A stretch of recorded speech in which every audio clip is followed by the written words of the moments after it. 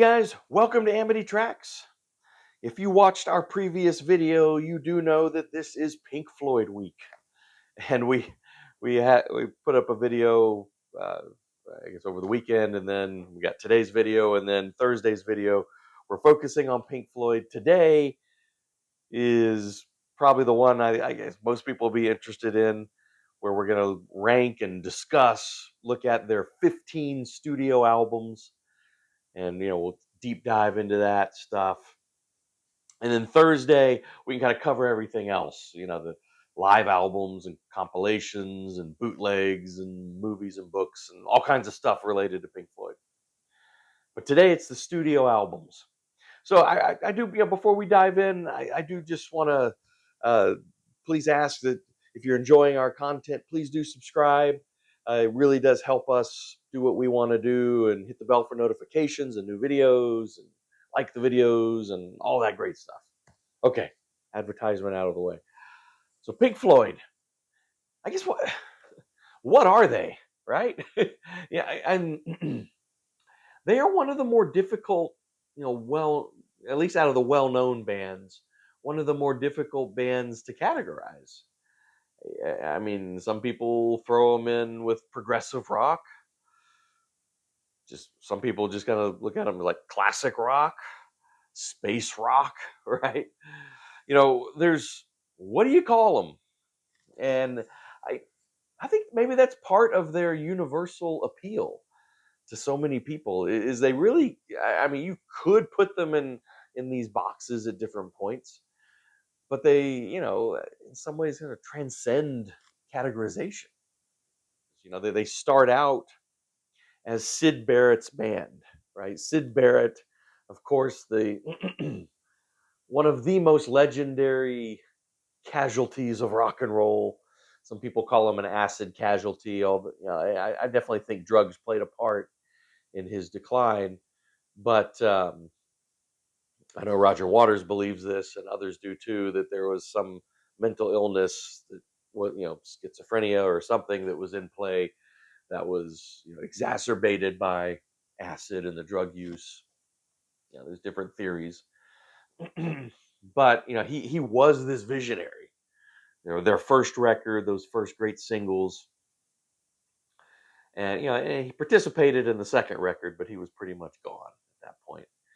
And they brought in new guy David Gilmour to kind of try and help fill the space. There's a brief period where they were a five-piece.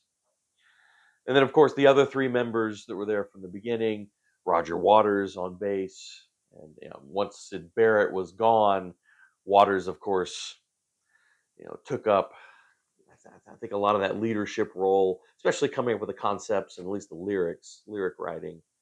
And, part of their conflict was Gilmour and Waters, clashed a lot on the vision for Pink Floyd, and, just the sound and everything else. And Richard Wright on keyboards, and he also wrote a bit in the earlier days, less later. And then Nick Mason on drums. Right? So those are the members there.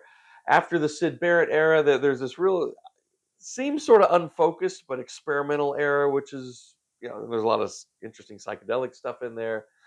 Then they kind of hit their stride in the 70s with, the music that most people know, these amazing records. It really becomes Roger Waters' show near the end of the 70s, as the dawn of the 80s. He cuts it off. Gilmour has other ideas, and you do have what people refer to as the Gilmour era. So let's get into the rankings. At number 15, I have their third record. Now, some of these at the bottom, a couple of these I have on CD only, but we'll get to the vinyl very quickly. I've mostly got the vinyl, but some of these on the bottom, like this one, I just have on CD here. So this is called More, and it's a soundtrack to a film called More. Barbara Schroeder was the producer, director, I believe. Yeah, and You had a couple reasons here why I have this at the bottom. It is a soundtrack. I love soundtracks, but you can tell, that there are a lot of sort of incidental, piece, like just instrumental, incidental, film music, in between some of the stuff that sounds more like songs, and so it doesn't feel like a complete album, so to speak. I mean, it does sound like film music in a lot of areas. And it being their third album, and they're still trying to kind of find their identity once Sid Barrett is gone, and kind of who are we without Sid Barrett, without his vision, and kind of all that comes into play here, which like, again, puts it at the bottom for me. Although there's stuff on here I like, I don't dislike any of these records. Cirrus Minor, that's a cool song. The Nile song rocks. I like the main theme. I think is really groovy, and that is an instrumental, but that's cool. Cymbeline is nice, but yeah, it is what it is. All right, number 14.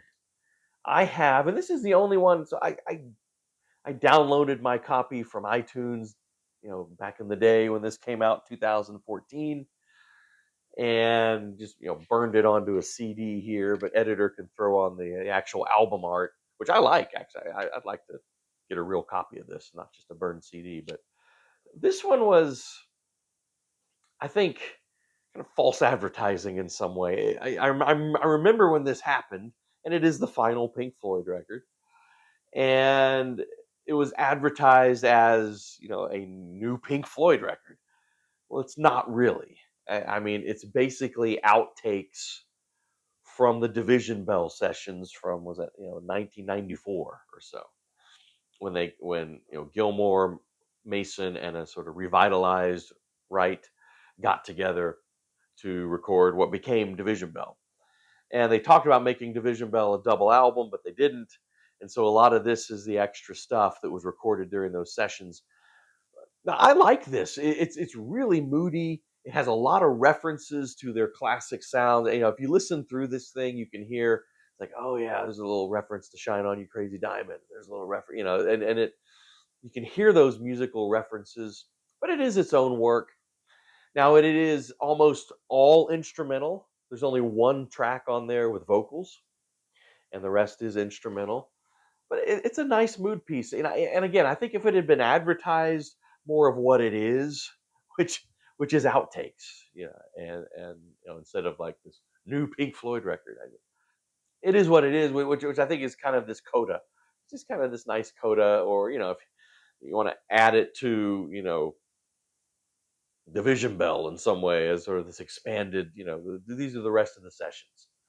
And they put it out in memory of Richard Wright, because he had died around this time when this came out, or a little bit before, and so it was sort of it kind of as a dedication to him, because he actually plays a pretty big role in the music on there. And as I said, he was going to revitalize creatively during the sessions, so it works that way too. All right, at number 13, I have one of the most notorious Pink Floyd records ever. And this was hard to talk about because, well, maybe you know what I'm talking about. I do have this on vinyl. Umaguma. Okay. The and it's a double album, and it's a tale of two records. One of these records, I think, is the worst thing they ever put out. Is, in my view, is garbage. Horrible. And the rest of the band actually hates it too. They don't look back on it fondly. The other record, I think, is fantastic. So there is a studio record and there is a live album there. The live album, I think, is awesome. It is spooky. Well, you know what? This isn't right. This isn't right. Hang on. We got to change something here if we're going to talk about this record. All right. I think this is better. State of the art, special effects, psychedelic effects here at Amity Tracks. So yes, I am going to talk about Umaguma. So like I was saying, the live album is first rate psychedelic freak out, awesome music. There's only 4 tracks, but they're all expanded and just really awesome. I love the live album. Now the problem with this album is the other one, the studio one, because what they decided to do in a misbegotten, you know, attempt at experimentation, I guess you can, admire them for that, is each of the 4 band members were going to be given about half a side of a record to basically do kind of a solo whatever they wanted to do. And it's, to me, some of the worst examples of just sort of noodling, aimless, if you want Nick Mason's just sort of, I don't know. I don't know how long it is, but it seems like it's about 30 minutes. It's not, but just percussion experiments. And Rick Wright does his little noodling stuff. Uh, Roger Waters actually does one nice kind of real song, but then he's got I'll read the title track or the title of the song to you.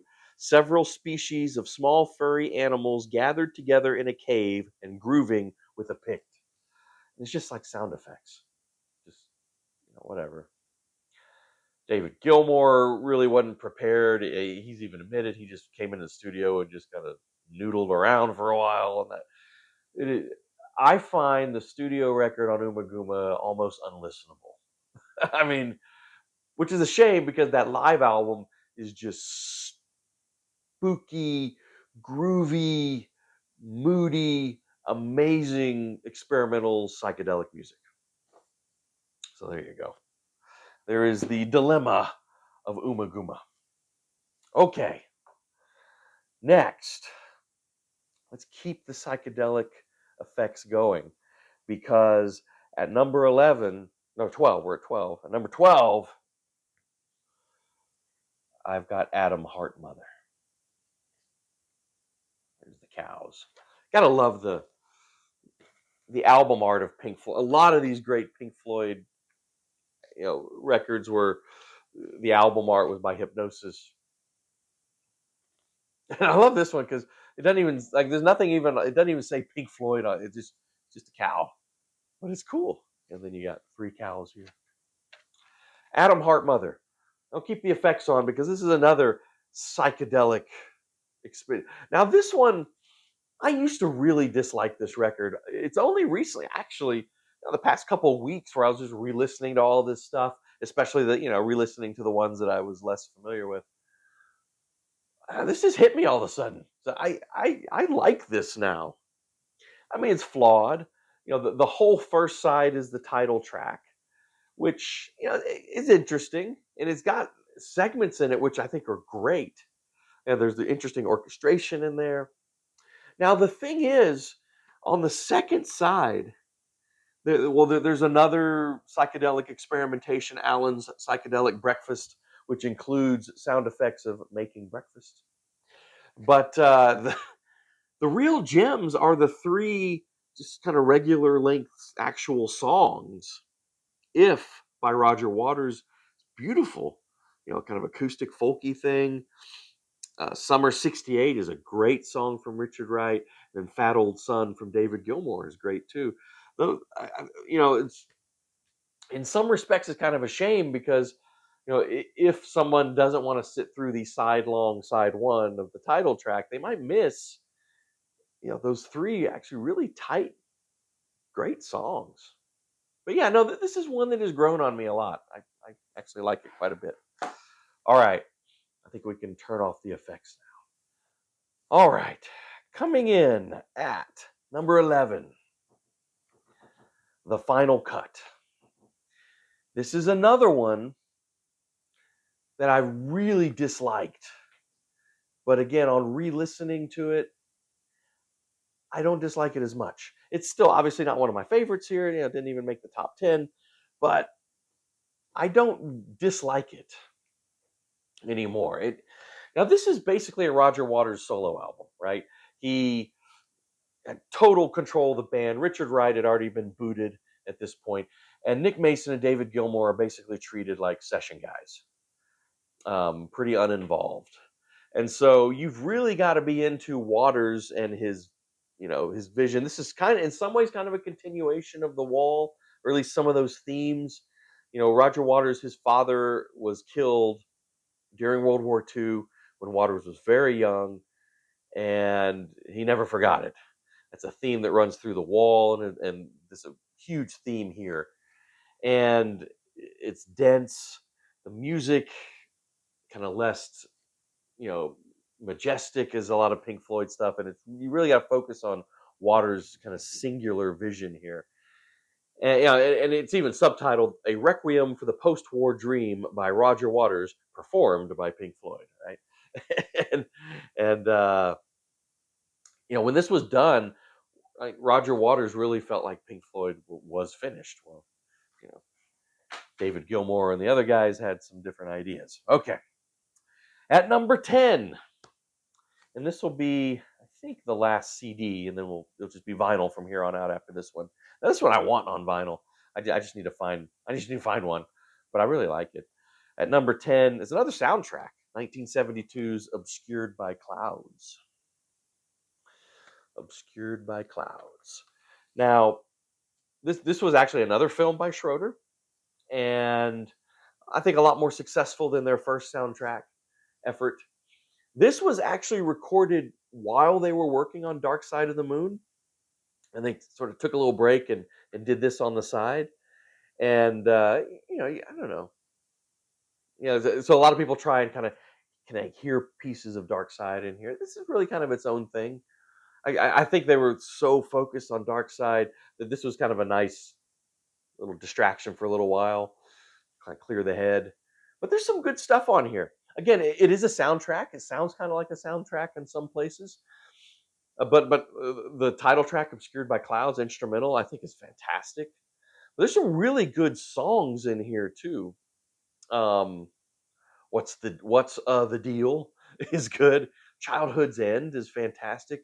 Free 4 is great. So there's some really good, solid songs on here as well. Okay, moving on. Number 9.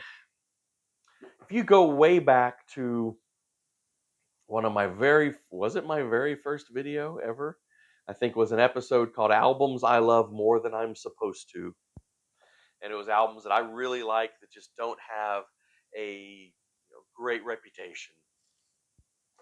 And yeah, I have "Momentary Lapse of Reason" right here. Was it 87? Yeah, 87. Which, if the final cut was a Roger Waters solo album, this is essentially a David Gilmour solo album. This is when Gilmour, decided he didn't want to play clubs and wanted to play huge stadiums and make a lot of money, so he's going to use the Pink Floyd name. Roger Waters sued him, and it's a pretty nasty, very public dispute. And I think that's one of the reasons Gilmour also brought Nick Mason back on board, and late in the process brought Richard Wright back in, sort of bolster his case that he could use the Pink Floyd name. And they won. And so they were able to use the Pink Floyd name, and of course did indeed fill stadiums on this tour. All that drama aside, I've always really liked this album. And again, I'm just going to talk very briefly about it because you want to go way back. I talk a lot more in that video about it, but it was my entry point. I think I saw the video on MTV for "Learning to Fly." And, oh, that's a cool song. And then got this record, and then only from here explored the rest of Pink Floyd. So, I've got a soft spot for "Momentary Lapse." I know its weaknesses. Lyrically, it misses Roger Waters' vision. Lyrically, it's pretty weak. And the 80s production can be overwhelming sometimes. And there's some bad songs. "Dogs of War" is a terrible song. It's a dog of a song, as I always say. But no, "Learning to Fly" still, to me, holds up as a great single. "On the Turning Away," I think, is beautiful. It sounds like, Roger Waters, I think, snidely said, it's a decent facsimile of a Pink Floyd. I mean, it sounds Pink Floydy, it's got the atmospherics and all that. It does lack the vision, but I don't know. Yet Another Movie, I think, is a really good song. Uh, One Slip musically is great. Lyrically, it's really bad though. But no, On the Turning Away, I think is beautiful. Now, if it's the '80s production that really bothers you, they have remastered it or they call it remixed and updated. Where it's more than just a remastering. They've really tried to tone down on the '80s production here on this new version. This is out on vinyl. I just got it on CD though, and I think they actually used some alternate guitar solos and they boosted Richard Wright way up in the mix. So if you're a fan of this record, this is different enough to where it's worth having. But it's still Momentary Lapse. It doesn't change the record. All right, number 8, Division Bell, the other kind of substantial record from the Gilmour era. I think this is slightly better. It's a bit more coherent, still lyrically a little weak, but musically it's a bit more coherent. If you're a fan of David Gilmour's guitar playing, it is all over this record. One of his finest guitar records. It's so great in that respect. Richard Wright, as I said before, is pretty revitalized here. He actually sings a song. He hadn't sung a song in a long time, and he actually sings a song on here. Um, yeah, this is really good. I think really good, and I think is more respected by Pink Floyd fans than Momentary Lapse. Although, like I said, I've got a soft spot for Momentary Lapse. All right, moving on here at number 7. Now, some people are going to think this is a little low for this record, although there are a lot of other people who uh, feel the same way. I've watched other videos where they talk about Pink Floyd records, and I've seen some people say similar things. This is how I've always felt. At number 7, I do have The Wall, double album. Roger Waters's huge concept. My view on it is sort of the classic complaint of a double album. This would have made a killer single album. I think there is a amazing 5-star single record in here. Now I know you don't want to cut it up because it's Waters' vision and it's this big,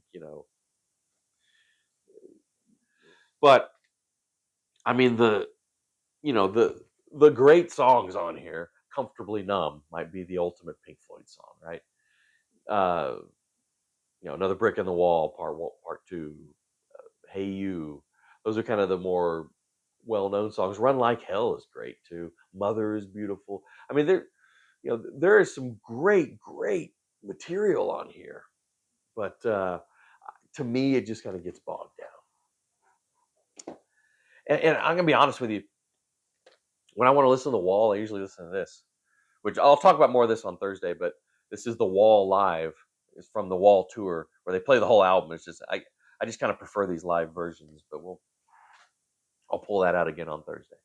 Okay, coming in at number 6. Some people might think this is a little low too for this one, but their debut, 1967's Piper at the Gates of Dawn.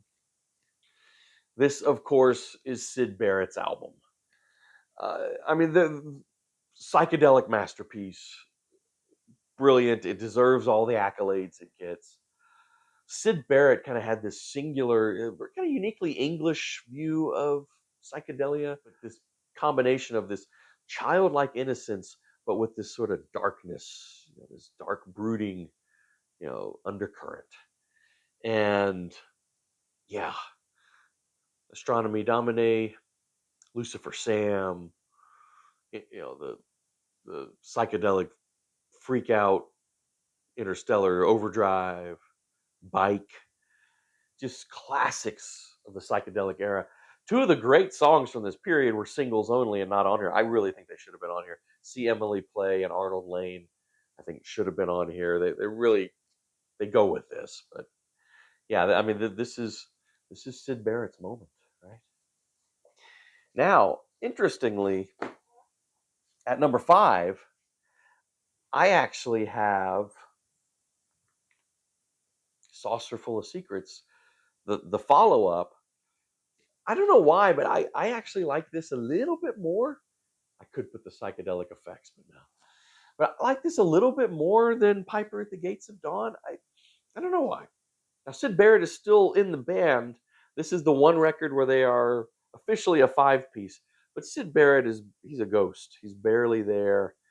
Um, from what I've read different accounts, Set the Controls for the Heart of the Sun, I believe is the only song where all five of them do play.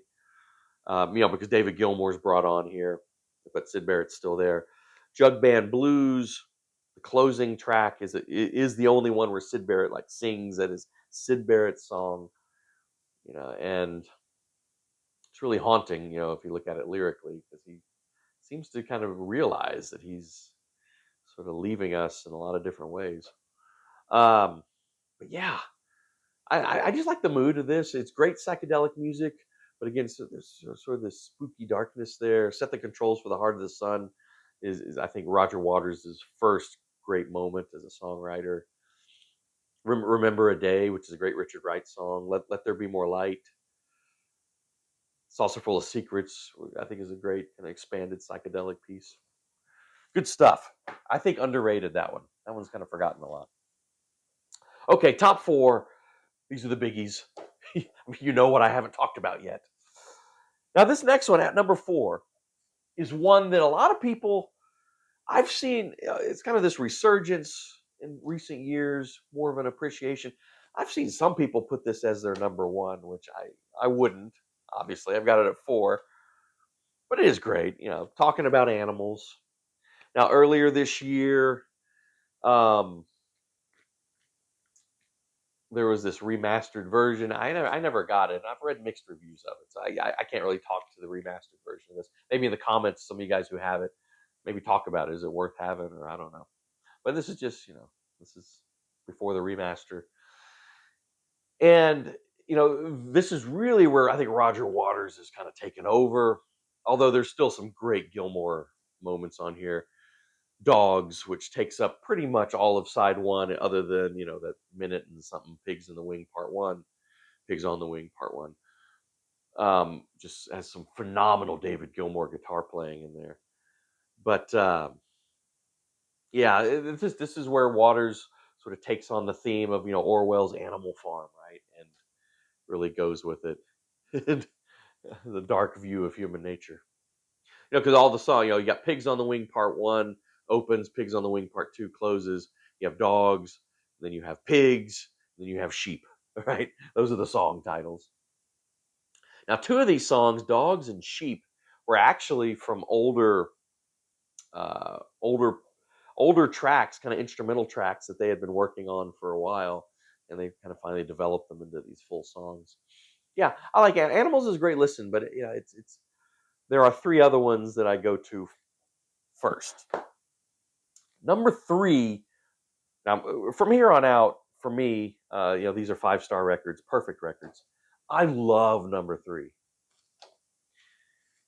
Metal. Metal is so great. Great inner photo of the band at the time. There they are. Metal. I think it contains what, in my view, is their greatest song, which is the side-long Echoes. Echoes takes up an entire side. Just brilliant. Um, the moods and the dynamics and the different sections, and again David Gilmour's amazing guitar playing. I think Echoes is genius, but the other side is great too. One of These Days, one of their most driving songs, right? Fearless is fantastic. Now there's a couple of other tracks there. Was it San Tropez and Seamus? I think are lesser, kind of more minor tracks. With them actually trying to experiment. Seamus, what is this really strange song about a dog, and you even have the dogs barking.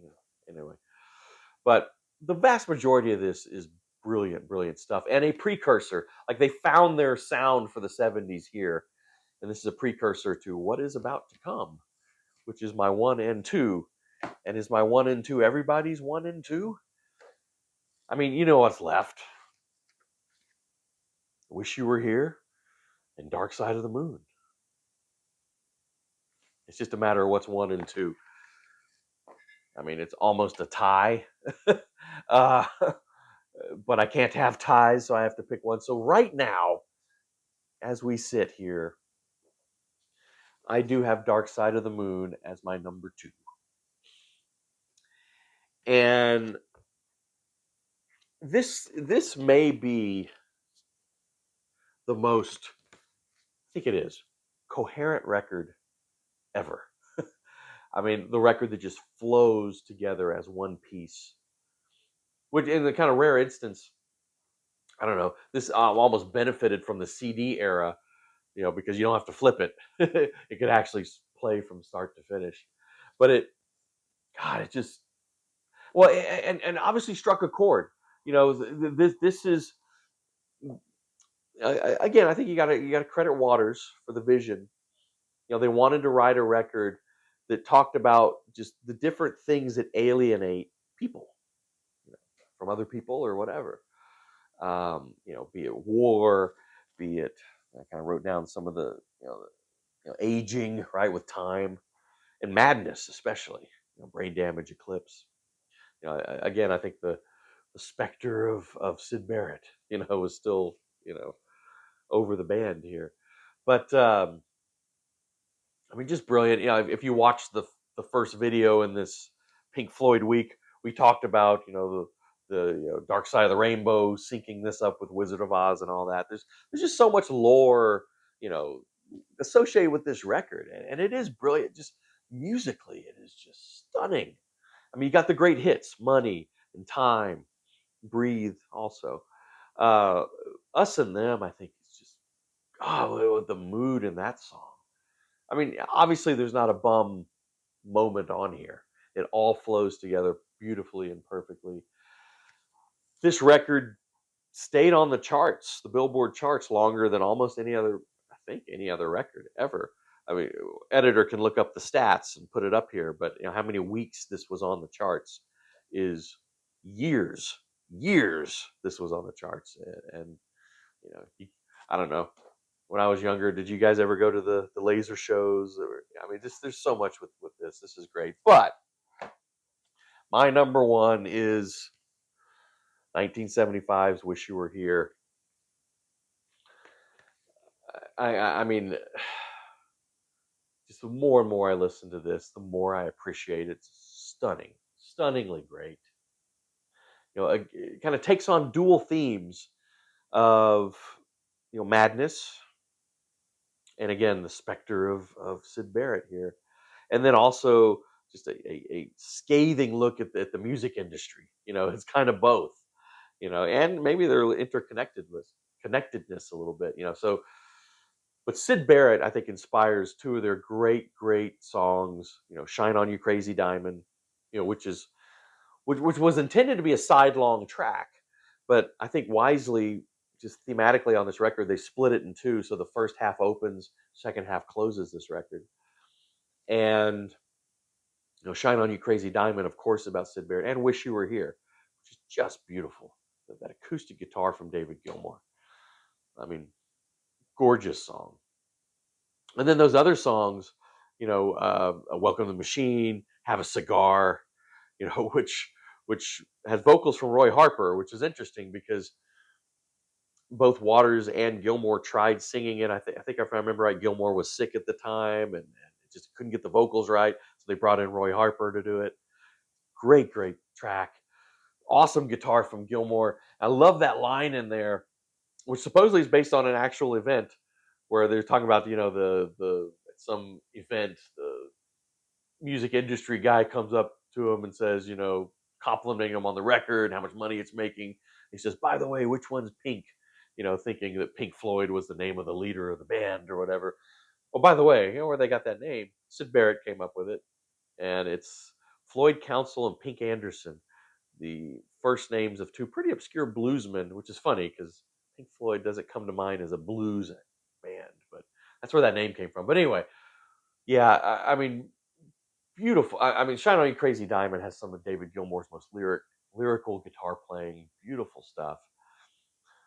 there is the story, which has been told many times, of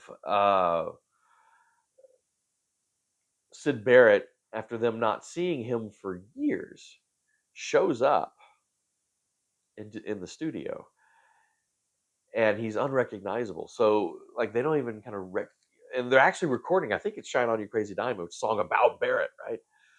And they don't even recognize this guy. I mean, he's shaved even his eyebrows. He put on a ton of weight, and it was only after a while that the guys kind of it clicked with them. They started to realize it's Sid, and it was a pretty jarring moment for all the you read interviews with him, they talk about it. I think that was the last time they actually saw him alive.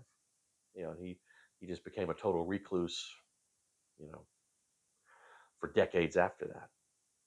But anyway, perfect record. All right, I've gone on long enough. So thank you guys for watching. Please tune in on Thursday while we kind of cover a lot of other really interesting Pink Floyd stuff. So we'll see you next time on Amity Tracks.